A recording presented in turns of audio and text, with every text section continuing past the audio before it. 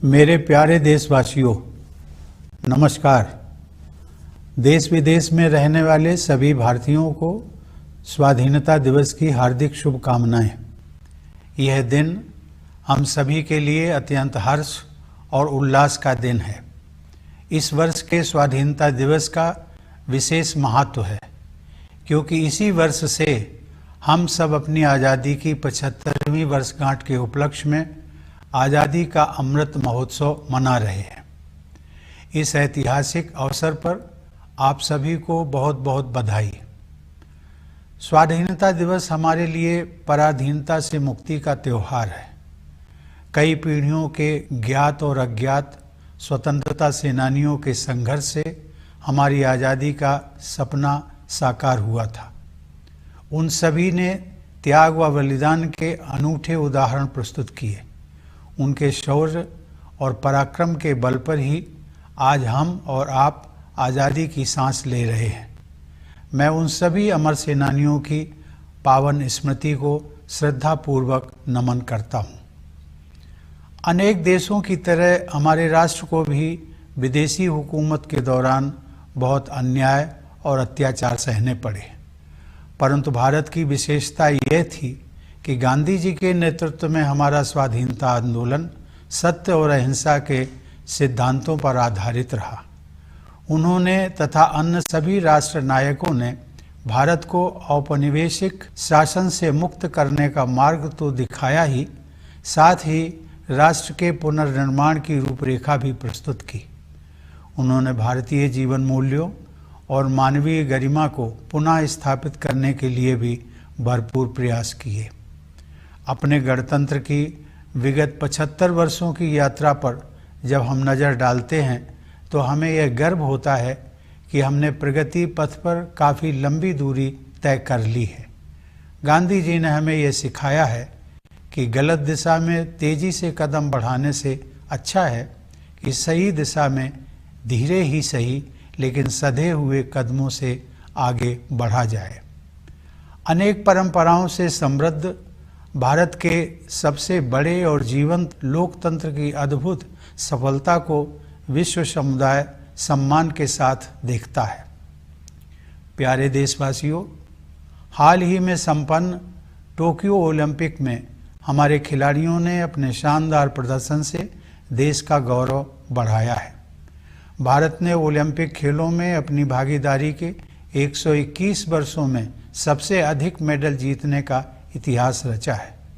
हमारी बेटियों ने अनेक बाधाओं को पार करते हुए खेल के मैदानों में विश्व स्तर की उत्कृष्टता हासिल की है। खेल कूद के साथ साथ जीवन के हर क्षेत्र में महिलाओं की भागीदारी और सफलता में युगांतरकारी परिवर्तन हो रहे हैं। उच्च शिक्षण संस्थानों से लेकर सशस्त्र बलों तक, प्रयोगशालाओं से लेकर खेल के मैदानों तक हमारी बेटियां अपनी अलग पहचान बना रही हैं। बेटियों की इस सफलता में मुझे भविष्य के विकसित भारत की झलक दिखाई देती है।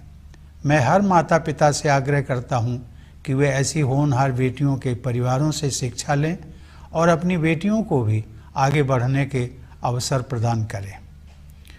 पिछले साल की तरह महामारी के कारण इस वर्ष भी स्वतंत्रता दिवस समारोह बड़े पैमाने पर नहीं मनाए जा सकेंगे, लेकिन हम सबके हृदय में हरदम भरपूर उत्साह बना हुआ है।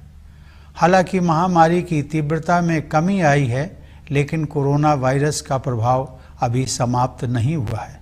इस वर्ष आई महामारी की दूसरी लहर के विनाशकारी प्रभाव से हम अभी तक उबर नहीं पाए हैं। पिछले वर्ष सभी लोगों के असाधारण प्रयासों के बल पर हम संक्रमण के प्रसार पर काबू पाने में सफल रहे थे। हमारे वैज्ञानिकों ने बहुत ही कम समय में वैक्सीन तैयार करने का कठिन काम संपन्न कर लिया। इसलिए इस वर्ष के आरंभ में हम सब विश्वास से भरे हुए थे, क्योंकि हमने इतिहास का सबसे बड़ा टीकाकरण अभियान शुरू कर दिया था। फिर भी कोरोना वायरस के नए रूपों और अन्य अप्रत्याशित कारणों के परिणाम स्वरूप हमें दूसरी लहर का भयावह प्रकोप झेलना पड़ा। मुझे इस बात का गहरा दुख है कि दूसरी लहर में बहुतेरे लोगों की प्राण रक्षा नहीं की जा सकी और बहुत से लोगों को भारी कष्ट सहने पड़े। यह अभूतपूर्व संकट का समय था। मैं पूरे देश की ओर से आप सभी पीड़ित परिवारों के दुख में बराबर का भागीदार हूँ। यह वायरस एक अदृश्य व शक्तिशाली शत्रु है जिसका विज्ञान द्वारा सराहनीय गति के साथ सामना किया जा रहा है। हमें इस बात का संतोष है कि इस महामारी में हमने जितने लोगों की जानें गंवाई हैं उससे अधिक लोगों की प्राण रक्षा कर सके हैं। एक बार फिर हम अपने सामूहिक संकल्प के बल पर ही दूसरी लहर में कमी देख पा रहे हैं। हर तरह के जोखिम उठाते हुए हमारे डॉक्टरों, नर्सों, स्वास्थ्य कर्मियों, प्रशासकों और अन्य कोरोना योद्धाओं के प्रयासों से कोरोना की दूसरी लहर पर काबू पाया जा रहा है। कोविड की दूसरी लहर से हमारी सार्वजनिक स्वास्थ्य सेवाओं के बुनियादी ढांचे पर बहुत दबाव पड़ा है। सच तो यह है कि विकसित अर्थव्यवस्थाओं समेत किसी भी देश का बुनियादी ढांचा इस विकराल संकट का सामना करने में समर्थ सिद्ध नहीं हुआ। हमने स्वास्थ्य व्यवस्था को मजबूत बनाने के लिए युद्ध स्तर पर प्रयास किए। देश के नेतृत्व ने इस चुनौती का डटकर सामना किया। केंद्र सरकार के प्रयासों के साथ साथ राज्य सरकारों, निजी क्षेत्र की स्वास्थ्य सुविधाओं, गैर सरकारी संगठनों तथा अन्य समूहों ने सक्रिय योगदान किया। इस असाधारण अभियान में कई देशों ने उदारता से अनिवार्य वस्तुएं उसी तरह साझा की जैसे भारत ने बहुत से देशों को दवाइयाँ, उपकरण और वैक्सीन उपलब्ध कराई थी। इस सहायता के लिए मैं विश्व समुदाय का आभार प्रकट करता हूँ। इन सभी प्रयासों के परिणाम स्वरूप काफ़ी हद तक सामान्य स्थिति बहाल हो गई है और अब हमारे अधिकांश देशवासी राहत की सांस ले रहे हैं। अब तक के अनुभव से यही सीख मिली है कि अभी हम सबको लगातार सावधानी बरतने की ज़रूरत है। इस समय वैक्सीन हम सबके लिए विज्ञान द्वारा सुलभ कराया गया सर्वोत्तम सुरक्षा कवच है।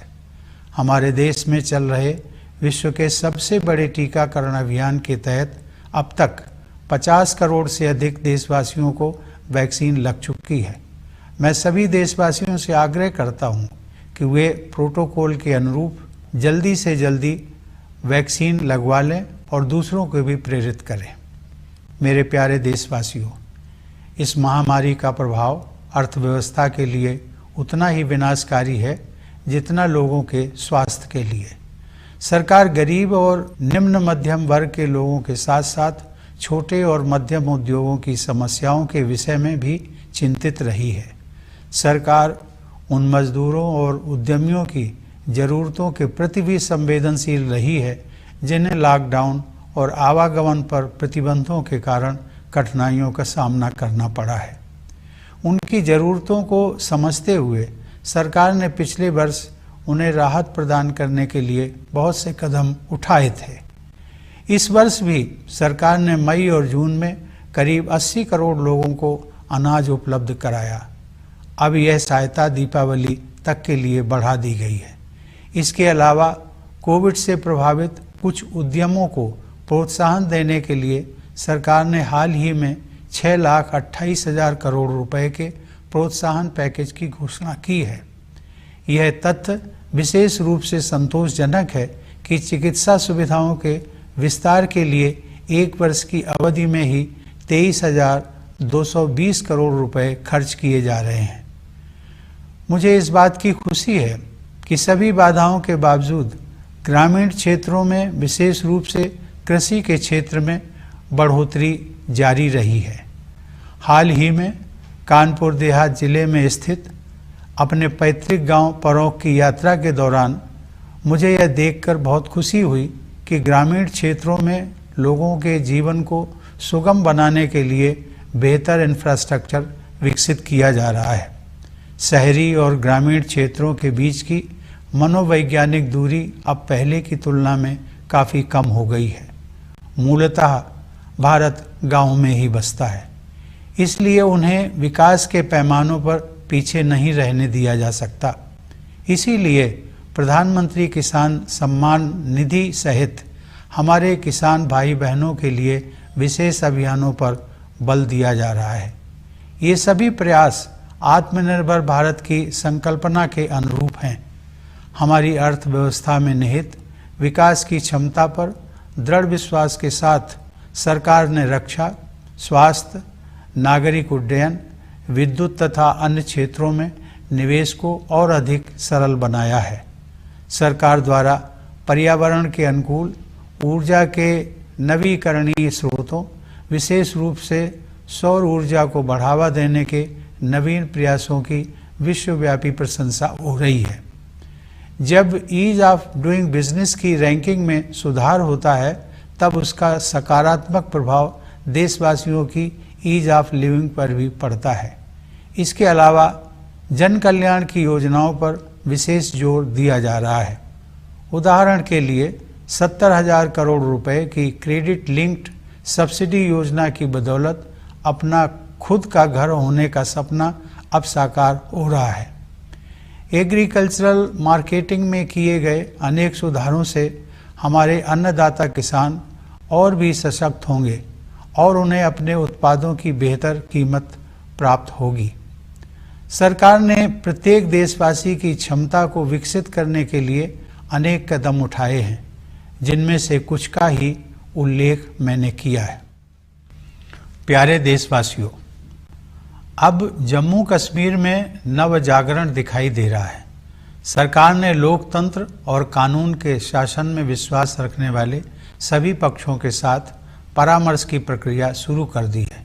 मैं जम्मू कश्मीर के निवासियों, विशेषकर युवाओं से इस अवसर का लाभ उठाने और लोकतांत्रिक संस्थाओं के माध्यम से अपनी आकांक्षाओं को साकार करने के लिए सक्रिय होने का आग्रह करता हूँ। सर्वांगीण विकास के प्रभाव से अंतर्राष्ट्रीय मंच पर भारत का कद ऊंचा हो रहा है। यह बदलाव प्रमुख बहुपक्षीय मंचों पर हमारी प्रभावी भागीदारी में तथा अनेक देशों के साथ हमारे द्विपक्षीय संबंधों को सुदृढ़ बनाने में परिलक्षित हो रहा है। प्यारे देशवासियों, 75 साल पहले जब भारत ने आज़ादी हासिल की थी, तब अनेक लोगों को यह संशय था कि भारत में लोकतंत्र सफल नहीं होगा। ऐसे लोग शायद इस तथ्य से अनभिज्ञ थे कि प्राचीन काल में लोकतंत्र की जड़ें इसी भारत भूमि में पुष्पित पल्लवित हुई थी। आधुनिक युग में भी भारत बिना किसी भेदभाव के सभी वयस्कों को मताधिकार देने में अनेक पश्चिमी देशों से आगे रहा। हमारे राष्ट्र निर्माताओं ने जनता के विवेक में अपनी आस्था व्यक्त की और हम भारत के लोग अपने देश को एक शक्तिशाली लोकतंत्र बनाने में सफल रहे हैं। हमारा लोकतंत्र संसदीय प्रणाली पर आधारित है, अतः संसद हमारे लोकतंत्र का मंदिर है, जहां जनता की सेवा के लिए महत्वपूर्ण मुद्दों पर वाद विवाद, संवाद और निर्णय करने का सर्वोच्च मंच हमें उपलब्ध है। ये सभी देशवासियों के लिए बहुत गर्व की बात है कि हमारे लोकतंत्र का यह मंदिर निकट भविष्य में ही एक नए भवन में स्थापित होने जा रहा है। यह भवन हमारी रीति और नीति को अभिव्यक्त करेगा। इसमें हमारी विरासत के प्रति सम्मान का भाव होगा और साथ ही समकालीन विश्व के साथ कदम मिलाकर चलने की कुशलता का प्रदर्शन भी होगा। स्वतंत्रता की 75वीं वर्षगांठ के अवसर पर इस नए भवन के उद्घाटन को विश्व के सबसे बड़े लोकतंत्र की विकास यात्रा में एक ऐतिहासिक प्रस्थान बिंदु माना जाएगा। सरकार ने इस विशेष वर्ष को स्मरणीय बनाने के लिए कई योजनाओं का शुभारंभ किया है। गगनयान मिशन उन अभियानों में विशेष महत्व रखता है। इस मिशन के तहत भारतीय वायुसेना के कुछ पायलट विदेश में प्रशिक्षण प्राप्त कर रहे हैं। जब वे अंतरिक्ष में उड़ान भरेंगे तो भारत मानव युक्त अंतरिक्ष मिशन को अंजाम देने वाला दुनिया का चौथा देश बन जाएगा। इस प्रकार हमारी आकांक्षाओं की उड़ान किसी प्रकार की सीमा में बंधने वाली नहीं है।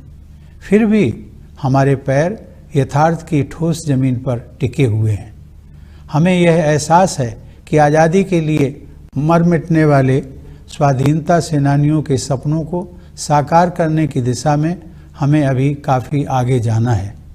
वे सपने हमारे संविधान में न्याय, स्वतंत्रता, समता और बंधुता, इन 4 सार गर्भित शब्दों द्वारा स्पष्ट रूप से समाहित किए गए हैं।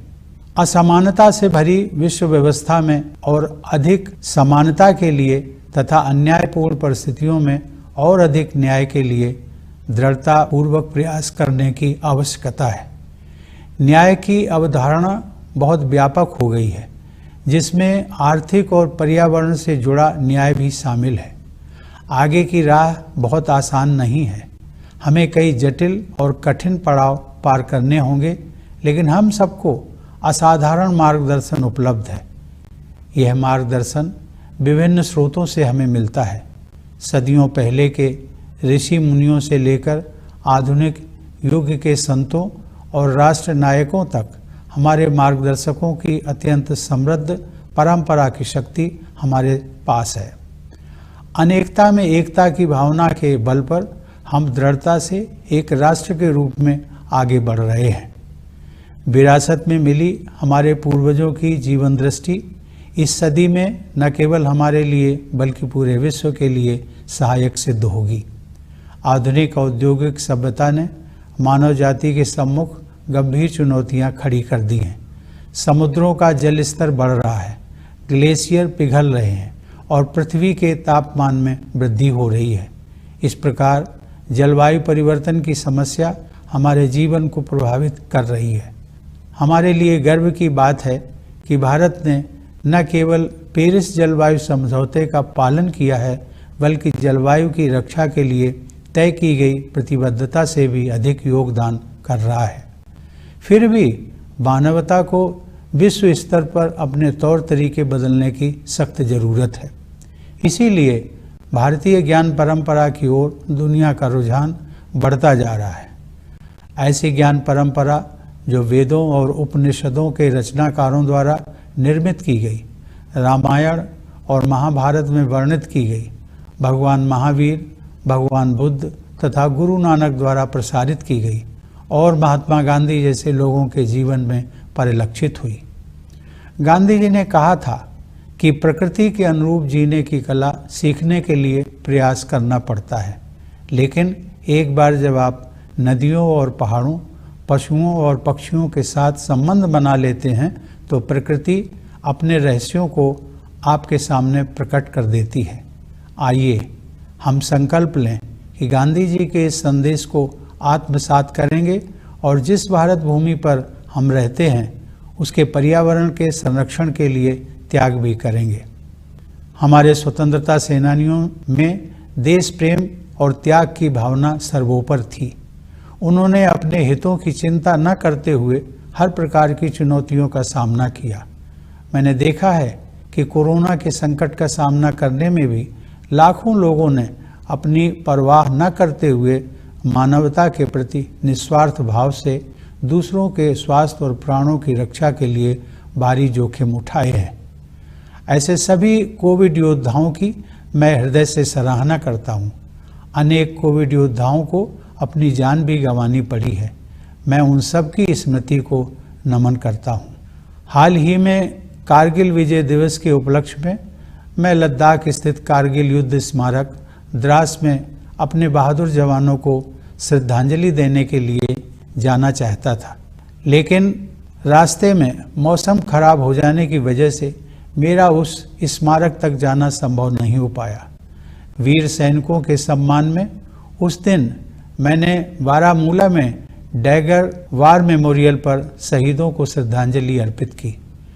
वह मेमोरियल उन सभी सैनिकों की स्मृति में बनाया गया है जिन्होंने अपने कर्तव्य पथ पर सर्वोच्च बलिदान दिया है।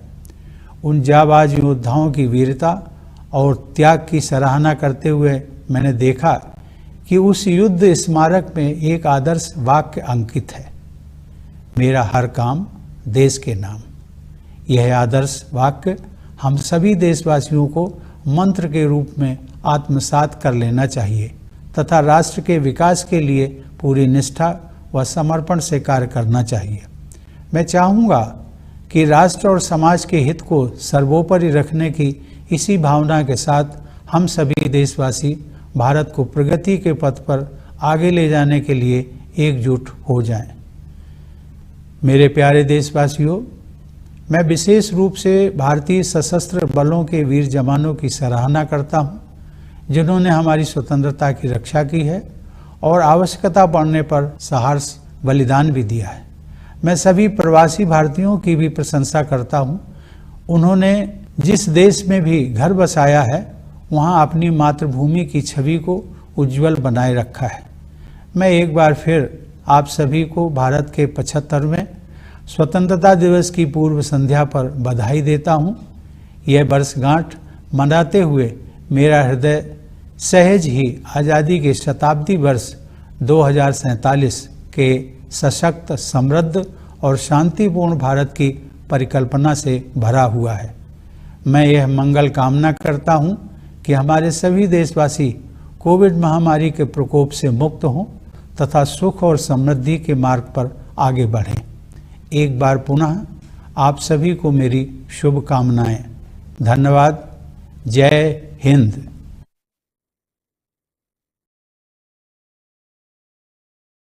My dear fellow citizens, Namaskar.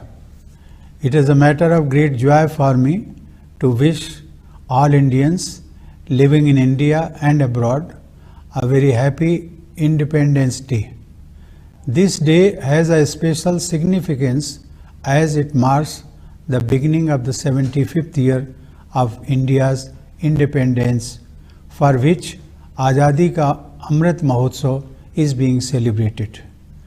My hearty congratulations to you all on this momentous occasion. Independence Day is a festival of freedom for us. This was made possible by generations of freedom fighters, some known, many unknown. They made great sacrifices. Today, you and I breathe under free skies thanks to their heroic deeds. I bow in respect to the pious memory of those brave martyrs. Our nation, like many others, suffered great injustices and tyranny under foreign rule. What distinguishes India, however, is that the character of our nationalist movement, led by Mahatma Gandhi, was based on the principles of truth and non-violence. He and all other national heroes provided us with an invaluable blueprint to not only liberate the nation from colonial rule, but also to rebuild it. Gandhiji's struggle was for a return to Indian ethos and for human dignity. Now, as we look back to the 75-year journey of our republic, we have reasons to be proud of the considerable distance we have travelled. Gandhiji taught us that slow and steady steps in the right direction are preferable to rapid strides in the wrong direction. The world looks up at the miracle of India, home to the plurality of traditions and yet the biggest and most vibrant democracy. Dear fellow citizens, in the recently concluded Tokyo Olympics, our sportspersons have brought laurels to the nation with their stellar performances. India has won the highest number of medals in the 121 years of its participation in the Olympics. Our daughters have achieved world-class excellence in playgrounds, overcoming many adversities. Along with the sports, epoch-making changes are taking place in the participation and success of women in all walks of life. From higher educational institutions to armed forces, from laboratories to playgrounds, our daughters are making their mark. In this success of our daughters, I see a glimpse of a developed India of the future. I urge every parent to learn from the families of such promising daughters and provide opportunities to their daughters also to explore avenues of growth. Like last year, this year too, the scale of Independence Day celebration may have been reduced due to pandemic. Yet, our hearts remain always filled with enthusiasm. The intensity of the pandemic has come down, but the coronavirus has not yet gone away. We are yet to come out of the devastating effects of its recurrence this year. Last year, with exceptional efforts from all, we had succeeded in bringing the spread of infections under control. Our scientists had succeeded in developing vaccines in a very short time. Therefore, at the beginning of this year, there was every reason to be hopeful as we launched the largest vaccination exercise in history. Yet, due to the new variants and other unexpected factors, we suffered from a terrible second wave. I am deeply sad that many lives could not be saved and many more suffered immensely in this phase of an unprecedented crisis. I speak for the whole nation when I say that I share the grief of all the affected families with the same intensity. The science is coping with this invisible enemy of terrible might with remarkable speed.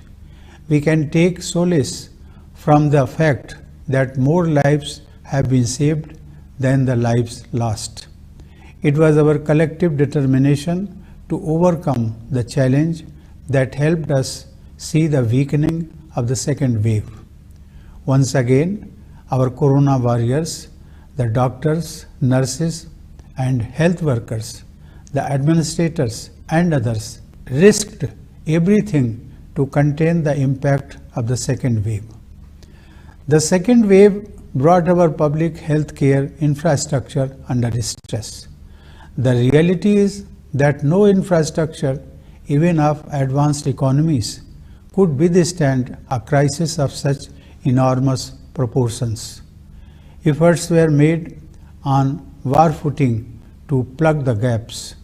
The leadership rose to the challenge, and the government's endeavors were supplemented by initiatives of the states, private sector healthcare facilities, the civil society, and others.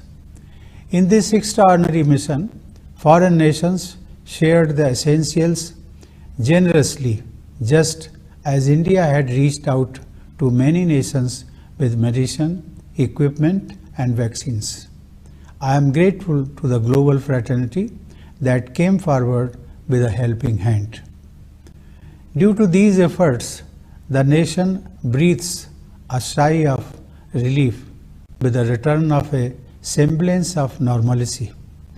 If we have learned our lessons well, we know that this is the time of extra care and caution.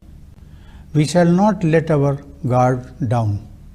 Vaccines are the best possible protection science offers to us. Under the world's biggest vaccination campaign going on in our country, more than 50 crore fellow citizens have been vaccinated so far. I urge all eligible citizens who are yet to get vaccinated to do so at the earliest and also inspire others. Dear fellow citizens, the economic impact of the pandemic is as disastrous as its health impact. The government has been concerned about the lower middle classes and the poor, as well as about the small and medium industries. It has been sensitive to the needs of the laborers and of employers who have been facing hardships due to the lockdowns and movement restrictions. Sensitive to their needs, the government had taken a series of relief measures last year. This year also, the government had distributed food grains to about 80 crore people in May and June. This benefit has been extended till Diwali. Moreover, the government has announced a new stimulus package worth rupees 6,28,000 crore to boost the selected COVID-affected sectors. In particular, it is heartening to note that an amount of rupees 23,220 crore is being spent over 1 year for expansion of medical facilities. It is heartening to note that rural India, particularly the agriculture sector, has kept growing against all odds. In a recent visit to my ancestral village Paronk in Kanpur Dehat district, I was quite pleased to find that better infrastructure is being developed to make life better for people in rural areas. The psychological distance between the urban and the rural is now much less as compared to the past. After all, India lives in its villages, which cannot be allowed to lag behind in development. That is why special campaigns, including the Pradhan Mantri Kisan Samman Nidhi, are being implemented for the welfare of our farmers. These efforts are consistent with the vision of an Atmanirbhar Bharat, a self-reliant India. With abiding faith in the inherent capacity of the economy, the government has further opened up defense, health, civil aviation, power, and other sectors. The government's new initiatives to promote eco-friendly renewable sources of energy, particularly solar power, have won praise around the world. If there is an improvement in the ease of doing business, it has a positive impact on the ease of living for all. In addition to these, a special emphasis is being given to public welfare.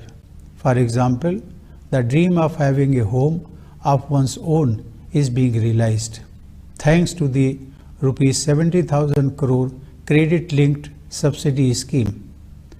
The series of agricultural marketing reforms will empower our Annadata farmers and help them get better price for their produce. These are some of the measures the government has taken to unleash the potential of every Indian. Dear fellow citizens, a new dawn is rising in Jammu and Kashmir.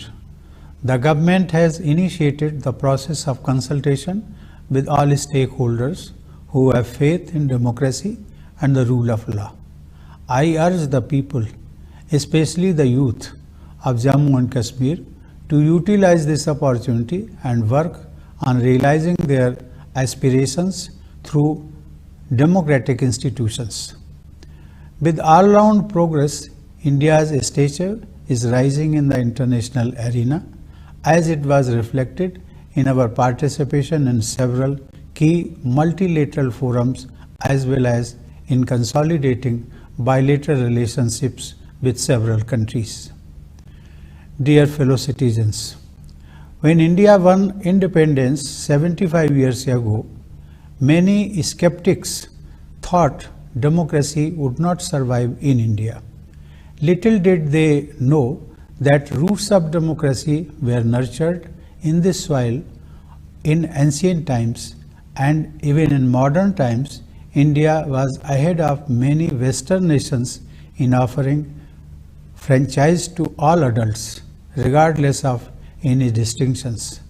The founding fathers had reposed their faith in the wisdom of the people, and we, the people of India, have made India a strong democracy. We have adopted the system of parliamentary democracy. Therefore, our parliament is the temple of our democracy, which provides us the highest forum where we discuss, debate, and decide issues for the well-being of our people. It is a matter of great pride for all Indians that our parliament will soon be housed in a new building. It will be a fitting statement of our outlook. It will honor our legacy while also walking in step with the contemporary world. It is more than symbolic that the new building will be inaugurated in the year of the 75th anniversary of independence. The government has planned many initiatives to make this special year memorable, and the most exciting of them all may as well be the Gaganyaan mission. Pilots of the Indian Air Force have been receiving training abroad.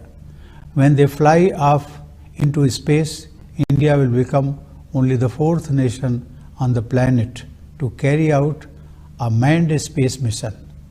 When it comes to the flights of our ambitions, we don't let any limitations define us. Yet we keep our feet on the ground. We acknowledge that we still have a long way to go in realizing the dreams of those who won the freedom for us. Our Constitution neatly summarizes those dreams in 4 words: justice, liberty, equality, and fraternity. We must strive for more equality in an unequal world, more justice in unjust circumstances. Justice has come to encompass a large range of connotations, including economic and environmental justice. The road ahead is not easy. We will have to negotiate many twists and turns, but we have the benefit of incomparable guidance. It comes to us from diverse sources, from the venerable seers of millennia ago, down to the sages and leaders of more recent times. In the spirit of unity in diversity, we as a nation are following the right course. This vision, derived from the unique Indian heritage, is going to be helpful not only to us but to the whole world in this century. Modern industrial civilization has posed serious challenges before humankind. Climate change has become a reality of life. With seas rising, glaciers melting, and temperatures soaring, India is proud of not only adhering to the Paris Climate Agreement, but doing more than what the country has committed to protect the climate. However, the world desperately needs a course correction. This is why the world is increasingly turning to the wisdom of India, as created by the authors of the Vedas and Upanishads, as depicted in the Ramayana and Mahabharata, as taught by Lord Mahavira, Lord Buddha, and Guru Nanak, and as reflected in the lives of the likes of Mahatma Gandhi. Learning the art of living in tune with nature requires effort, Gandhiji says. But once you establish a relationship with rivers and mountains, birds and animals, nature reveals its secrets to you. Let us resolve to listen to this message of Gandhiji and also to make sacrifices for the sake of the land we live in. The spirit of patriotism and sacrifice was paramount among our freedom fighters. They faced all kinds of challenges without caring for their own interests. I have seen that in the face of corona crisis, lakhs of people have taken enormous risks to protect others with the spirit of selfless service for humanity. I convey my profound appreciation for all such COVID warriors. Many of them succumbed to COVID-19. I pay homage to them. Recently, on the occasion of Kargil Vijay Divas, I wanted to visit the Kargil War Memorial, Dras, in Ladakh, to pay homage to our brave soldiers. But due to bad weather, it was not possible for me to reach that monument. On that day, I paid homage to our brave soldiers at the Dagger War Memorial in Baramulla. That memorial has been built in the memory of all the soldiers who have made the supreme sacrifice in their line of duty. While appreciating the valor and sacrifice of those brave warriors, I noticed that the war memorial has a motto inscribed, "Mera har kaam desh ke naam," which means each and every deed of mine is for the nation. All of us should imbibe this motto as a mantra and work with full devotion and dedication for the development of the nation. I would like that all of us come together to take India forward on the path of progress with the spirit of keeping the interest of the nation and society foremost. Dear fellow citizens, I extend my greetings especially to the members of the armed forces who have guarded our freedom valiantly and gladly, making supreme sacrifice when necessary. I also extend my greetings to the members of the Indian diaspora who have represented the motherland well wherever they have made home. I once again congratulate all of you on the eve of India's 75th Independence Day. While celebrating this anniversary, I cannot stop my mind from imagining a powerful, prosperous and peaceful India of 2047 when we will celebrate 100 years of our independence. I wish that all our people come out of the difficulties caused by the COVID pandemic and move ahead on the path of happiness and prosperity. Once again, my best wishes to all of you. Thank you. Jai Hind.